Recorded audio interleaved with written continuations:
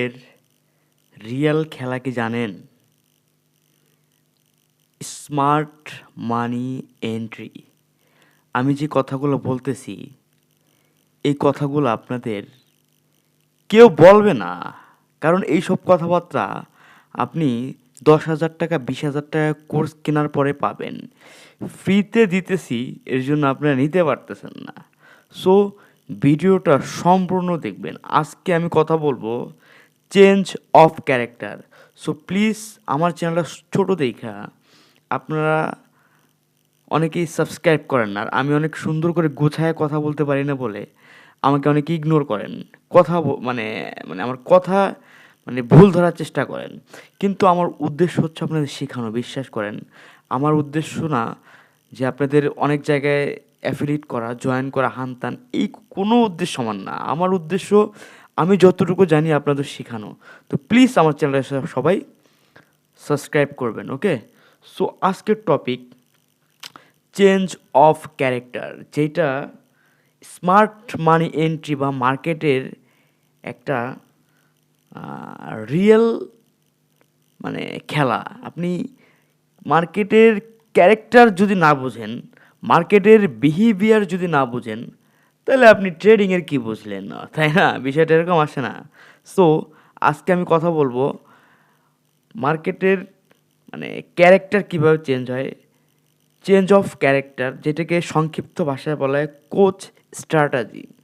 আপনারা অনেক জায়গায় অনেক কিছুই দেখছেন মার্কেট কিভাবে ক্যারেক্টার চেঞ্জ করে। আমি আপনাদের একদম সহজ ভাষায় 2-3টা জায়গায় জাস্ট আপনাদের ড্র করে দেখাবো কোনটা মার্কেটের ব্রেক অফ স্ট্রাকচার, কোনটা মার্কেটের চেঞ্জ অফ ক্যারেক্টার, আর কোনটা ফেয়ার ভ্যালু গ্যাপ। ওকে, এইগুলা ভাই আপনি অনেক জায়গায় শিখবেন কিন্তু হিজিবিজি খেয়ে যাবেন, ঠিক আছে?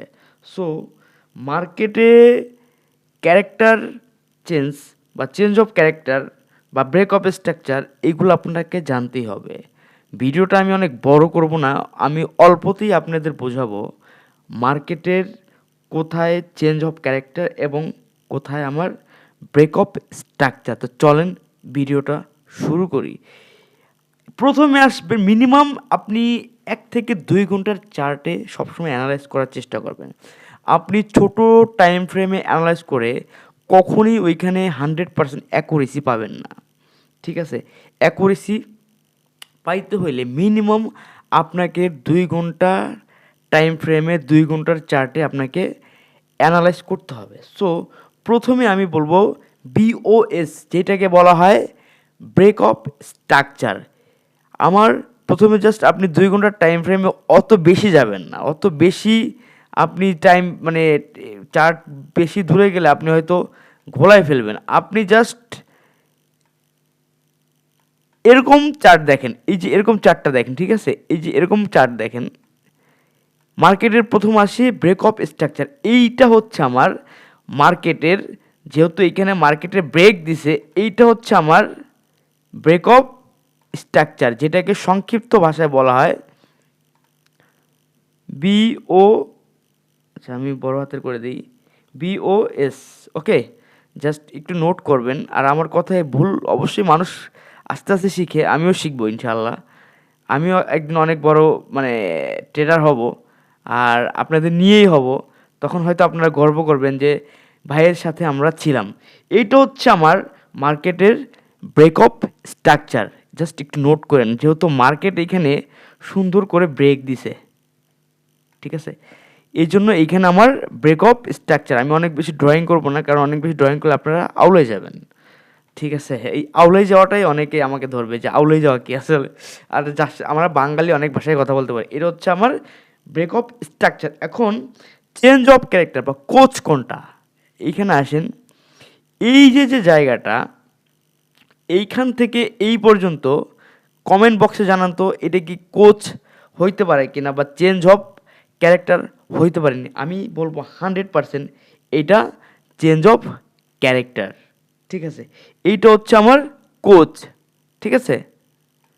কারণ এইখান থেকে মার্কেটের কিন্তু ক্যারেক্টার অলরেডি চেঞ্জ হয়ে গেছে। এইখান থেকে মার্কেটের জাস্ট একটু সাইড ওয়াইজ দিছে, মার্কেট এইখান থেকে কিন্তু আবার এইখান থেকে মার্কেটের ক্যারেক্টার চেঞ্জ হয়ে গেছে, তাই না? দেখা যাচ্ছে তো, এতটুকু তো বুঝেন। সো এইটা হচ্ছে আমার চেঞ্জ অফ ক্যারেক্টার, এতটুকু। সংক্ষিপ্ত ভাষায় যদি বলি, এটা হচ্ছে কোচ, COCH, কোচ, ঠিক আছে? সো এটা হচ্ছে আমার চেঞ্জ অফ ক্যারেক্টার, যেহেতু এখানে মার্কেটের ক্যারেক্টার চেঞ্জ হয়ে গেছে অলরেডি। মার্কেটের ক্যারেক্টার এখান থেকে এখানে, সরি, এখানে মার্কেট একটু মানে ঘোরাফেরার পরে বা সাইড ওয়াশ যাওয়ার পরে মার্কেটের কিন্তু ক্যারেক্টার চেঞ্জ হয়ে গেছে। সো এটা হচ্ছে আমার চেঞ্জ অফ ক্যারেক্টার। আর ফেয়ার ভ্যালু গ্যাপ যে বিষয়টা, যেমন এইখানে যে এই জায়গাটা, এই যে জায়গাটা দেখতেছেন, এইখানে এত বড় ক্যান্ডেল দেওয়ার মানে কি জানেন? কারণ এইখানে অনেক বড় সেলার প্রেশার মুভমেন্ট করছে। এখানে বড় বড় সেলার আইসা মার্কেটের মানে বড় বড় লিকুইডিটি যারা ছোট ছোট রিটেলারদের একদম খাইয়া মার্কেট এইখান থেকে এই পর্যন্ত একদম বড় মুভমেন্ট বানাইছে, ঠিক আছে? তারপরে মার্কেটে এখান থেকে বড় বড় ট্রেডাররা বা বড় বড় ইনস্টিটিউট ট্রেডার মার্কেটে এখান থেকে প্রফিট নিয়ে আবার এইখান থেকে বেড়ে গেছে, কিন্তু বেড়ে যাওয়ার পরে এখানে মার্কেট গ্যাপ রেখে গেছে।